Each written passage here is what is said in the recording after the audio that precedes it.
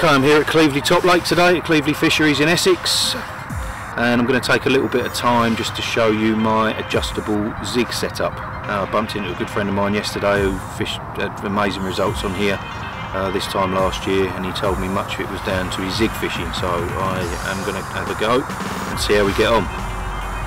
So we start at the business end.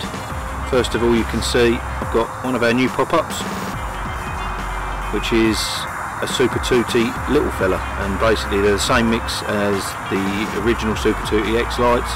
Very, very buoyant, very, very attractive to the carp. Got a yellow hair stop in the end there for a little bit more colour.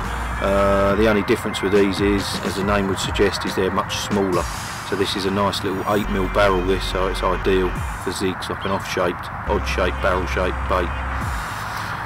Okay, moving down, I've got a size 10 ESP Big T. Straight pointed hook, which is what you want for zig fishing. Very sharp, very, very strong. Probably the best floater fishing and zig hook there is on the market.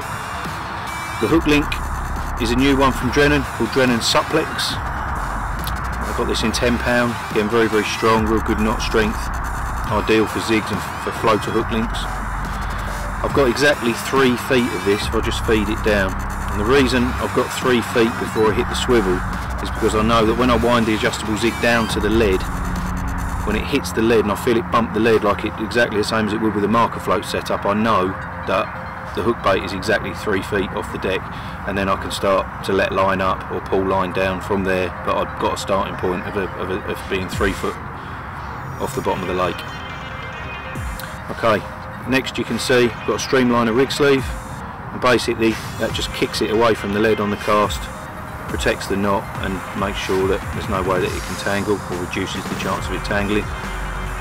Size 8 high performance swivel, Palomar knot,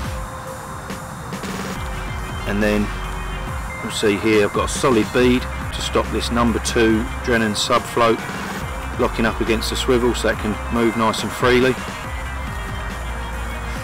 And then the other end, if we just move up, I've got an 8mm ESP taper bead, and then these leads are real good. This is by the lead shed, this lead, and basically this lead is got a really, really big eye swivel on it. It's a 2-ounce pair lead.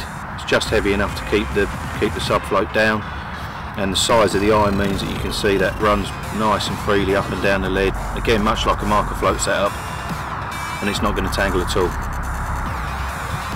So the idea is, I'm going to cast the lead in, let the whole lot free fall, not going to trap the line, and then as it drops down and hits the deck, you'll feel the lead touch down, and then I'm simply just going to wind very, very slowly and very gently until I feel the bead and the float knock up against the lead on a tight line. So from there I know that the hook bait is exactly 3 feet off the bottom, and then I can just let line off a foot, 6 inches, whatever at a time, 2 feet at a time, until I get to the desired depth.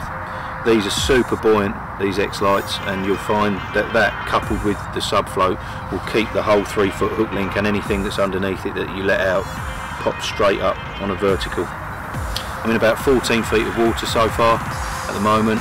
I'm going to start off with an 8 foot zig, it'll be 8 feet off the bottom, and then if nothing happens I'm going to play it up and see if the fish are higher or lower in the layers as I go on. But if anything happens, I'll keep you posted. Get on the little fellas.